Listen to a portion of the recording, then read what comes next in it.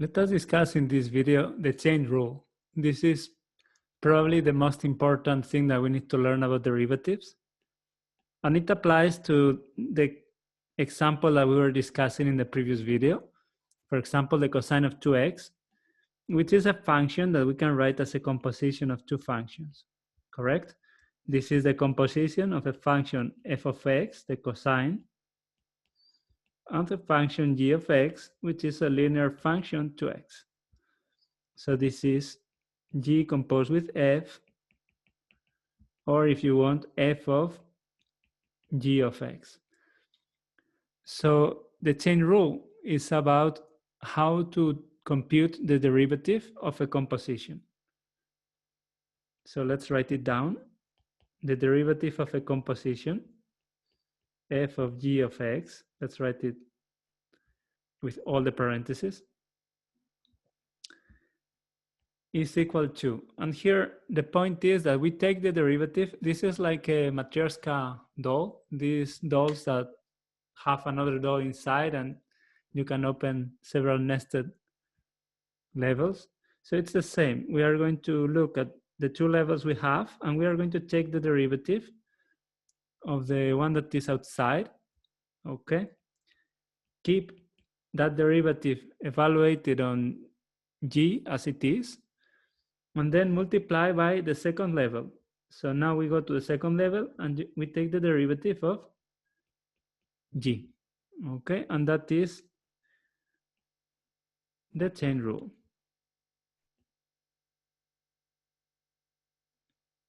This is very important. We need to remember. You may ask, okay, this is for two functions. How does it work for three?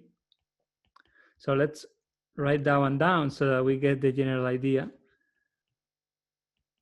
So now I need to close all the parentheses. So this is the derivative of f of g of h of x. Okay. And then this is equal to, and then remember the Matryoshka dolls, okay? Outer level, take the derivative. Evaluate in the inner levels just as they are. Multiply by the derivative of the second level. Keep the inside levels as they are.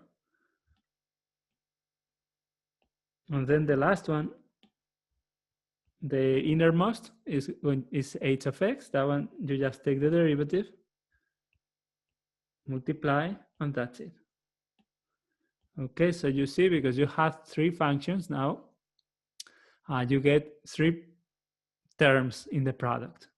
Okay, so if you have 10 functions composed, let's hope not, then you will have a product of 10 derivatives. Okay, the derivatives of all the functions, and that will be a royal mess, but let's hope we don't have to do that. Okay, the good thing is, if we have to, it's very easy, it's just very systematic, so we just do it. Let's do an example. So capital F of x equals 2x to the power 3 plus 2x minus 1 to the power 10. Okay, let's keep the formula where we can see it. If we write this carefully, this is f of g of x, right? And my f of x is x to the power 10. G of x is 2x3 plus 2x plus 1. Okay.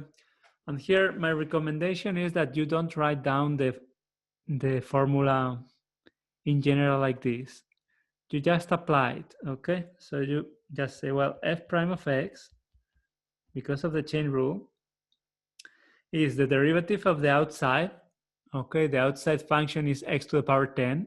So it's 10 times x to the power 10, but then you have to evaluate it, remember, in g of x. So then you need to plug in here 2x to the power 3 plus 2x plus 1. And then this goes multiplied by g prime of x, the derivative of g. That's easy. This is Because it's a sum, we can take the derivative of each of the terms. So this is 6x plus 2, and then the plus 1, the derivative is 0. Okay, and this is the derivative of f prime of x. Okay, there is not much we can do to simplify, so we leave it as it is. One more example.